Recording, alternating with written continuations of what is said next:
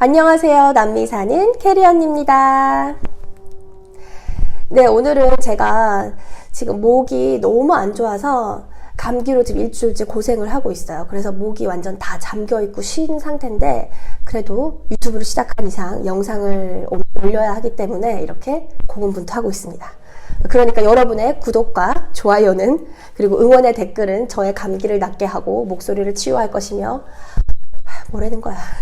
시작하겠습니다. 오늘은 남미의 치안에 대해서 제가 이야기를 해보려고 하는데 실제로 여러분이 제일 좀 궁금해하시는 부분인 것 같기도 하고 어떤 분께서 댓글을 달아주셨어요. 거기 치안은 어떤가요? 여러분은 남미 하면 어떤 이미지가 떠오르세요? 잘 모르겠죠? 제가 실제로 작년에 이민을 오겠다고 했을 때 제 지인들이 막 그냥 이 반응이 좋겠다. 그냥 한국을 벗어나서 다른 외국에 가서 산다는 것 자체가 한국 사람들한테는 좀 이 로망인 것 같아요. 그래서 내가 어느 나라를 가는지도 모르고 그냥 막무가내로 부러워하는 걸 봤거든요. 그래서 잘 몰라요. 여기가 어떤 언어를 쓰고 내가 가는 나라가 무슨 언어를 구사를 하고 문화가 어떤지 어떤 나라인지에 대해서는 잘 모르지만 남미 하면은 그냥 거기 좀 위험하지 않냐? 남미는 좀 위험하다던데 괜찮겠냐? 이런 거는 많이 들었어요. 다른 거는 모르지만. 그래서 저도 이제 오기 전에 그 부분에 대해서 좀 걱정을 많이 했죠. 하지만 여기도 다 사람이 사는 나라고, 그리고 또 한국 교민들도 많이 살고 계시고 하니까 나만 조심하고 하면은 괜찮겠지라는 그런 생각을 가지고 여기까지 오게 된 거죠. 그래서 한국에서 이 이미지가 남미나 동남아나 이런 쪽은 다 치안이 안 좋다라는 생각을 좀 가지고 계시잖아요. 근데 제가 실제로 동남아도 가보고 남미도 와보고 하니까 동남아보다는 남미가 더 안 좋아요. 실제로 안 좋아요. 근데 또 한국이라는 나라가 워낙 치안이 좋기로 유명하고 또 굉장히 안전한 나라 중에 하나잖아요. 제가 좀 찾아봤더니 치안이 가장 좋은 나라 탑10, 가장 안전한 나라 탑10 중에 한국이 무려 1등을 했더라고요. 저도 이제 그걸 보고 좀 놀랐는데 저희 나라가 안전하다는 건 알고 있었지만 세계 1위를 할 만큼 그렇게 치안이 좋고 살기 괜찮은 나라구나 새삼 느끼면서 그래서 사실은 이 한국에서 살던 사람들은 다른 어느 나라를 가든 상대적으로 여기는 한국보다 더 위험한 나라야 라고 느낄 거고 이 상대적으로 체감하는 게 다르다는 거죠. 워낙 안전한 곳에 있었기 때문에. 근데 이제 실제로 미국을 가도 총기 소지가 합법적으로 되는 나라잖아요. 그러니까 미국도 밤이나 아침에 새벽 일찍 이렇게 어두울 때는 혼자 돌아다니지 말라 그래요. 그리고 유럽도 보면은 관광지다 보니까 소매치기범도 굉장히 많고 이렇게 범죄가 많아요. 그런데 하물며 여기 남미라는 국가들은 그 위험 정도의 위험한다는 그 평균을 넘어선 곳들이잖아요.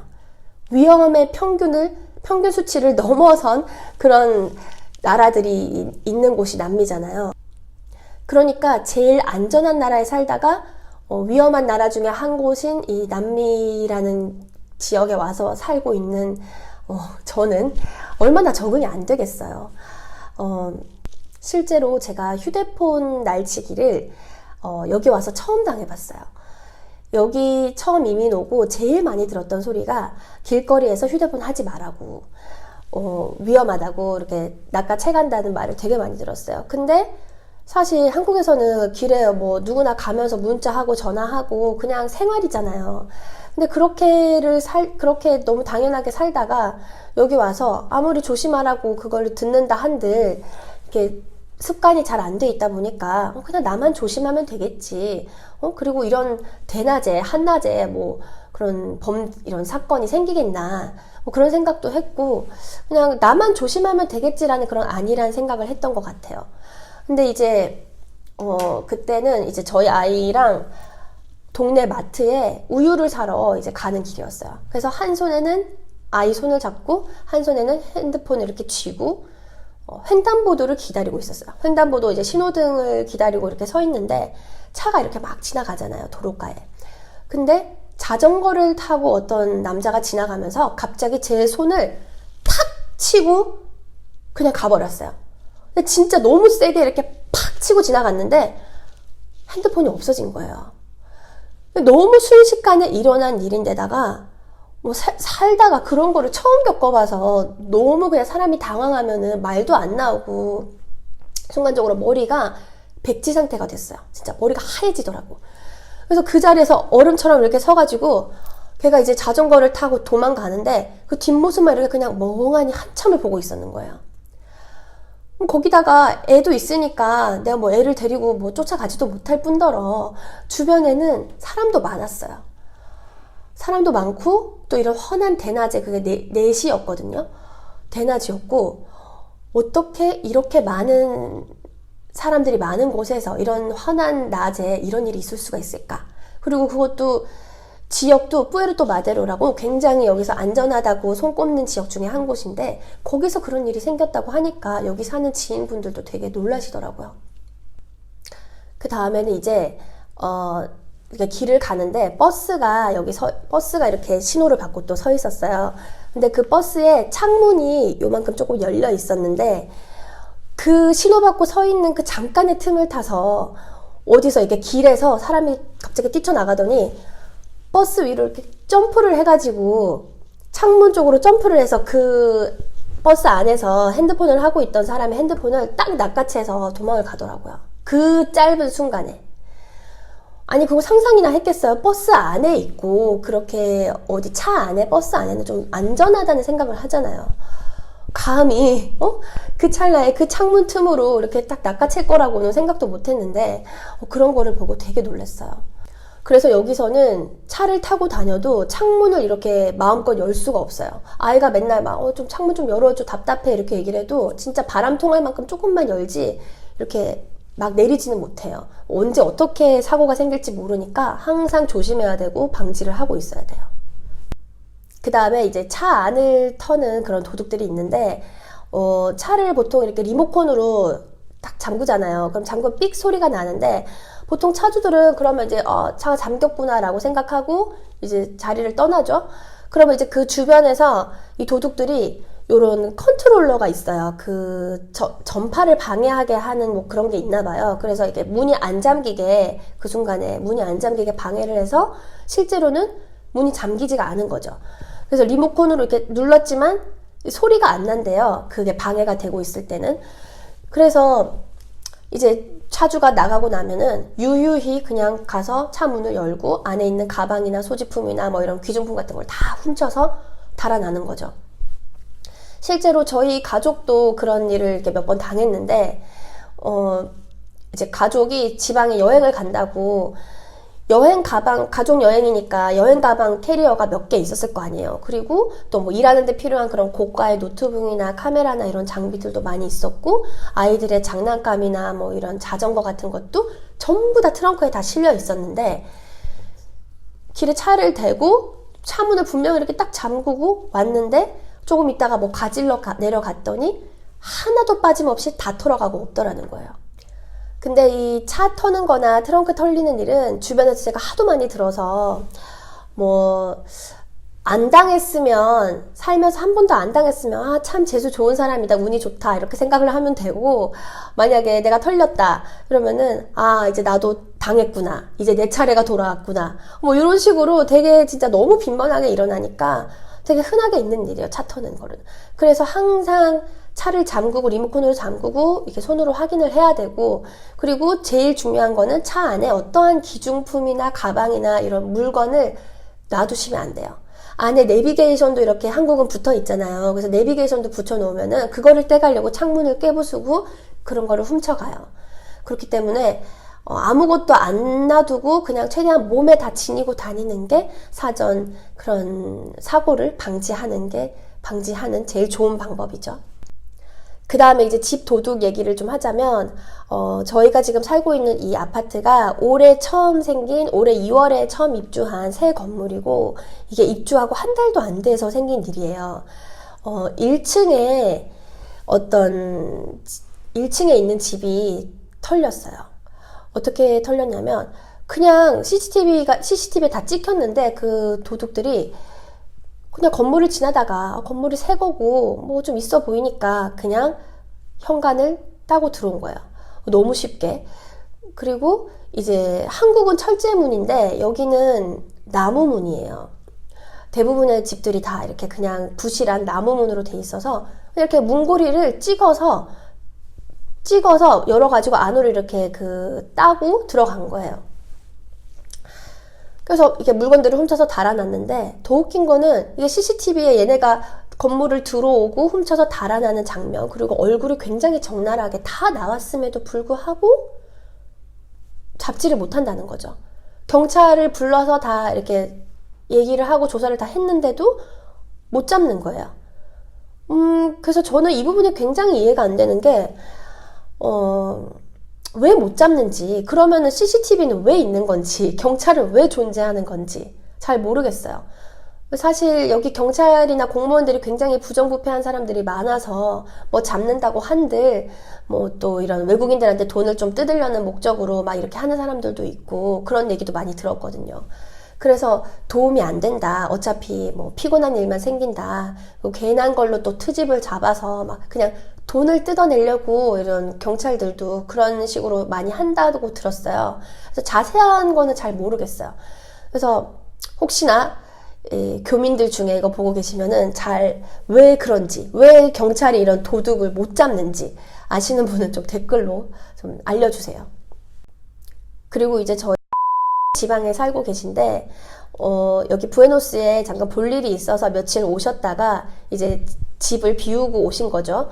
근데 다시 돌아갔더니 집이 진짜 장난 아니고 다 털린 거예요. 하나도 빠짐없이. 그러니까 그 손으로 가지고 갈 수 있는 그런 물건들은 다 가지고 간 거예요. 그냥 막 급하게 들어가서 후다닥 막 훔쳐서 달아나는 그런 게 아니라 진짜 이 사람들이 집을 비우고 며칠간 없구나. 여행 가서 얼마 뒤에 돌아오는 거를 아는 그런 정보를 가진 주변 지인이나 어디 뭐 직원이나 이런 가까이 있는 사람들이 아는 사람이 이렇게 한 것 같아요. 그래서 이 한국은 도둑이 든다고 하면 집에 있는 그냥 뭐 금품이나 돈이나 현금 이런 좀 돈 될 만한 것만 골라서 그냥 딱 그것만 쏙 빼가잖아요. 근데 여기는 진짜 무슨 잡범터리 같이 집에 정말 사소한 거 하나하나, 물건 하나하나까지 다 이렇게 털어가고 가져가는 거예요. 그러니까 그 집에도 가구나 이렇게 옮길 수 없는 거 외에는 손으로 가지고 갈 수 있는 모든 것, 옷, 신발, 뭐 주방 식기 뭐 이런 것까지 다 가져간 거예요.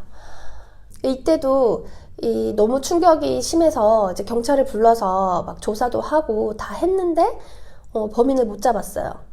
결국 누가 했는지 알 수도 없고.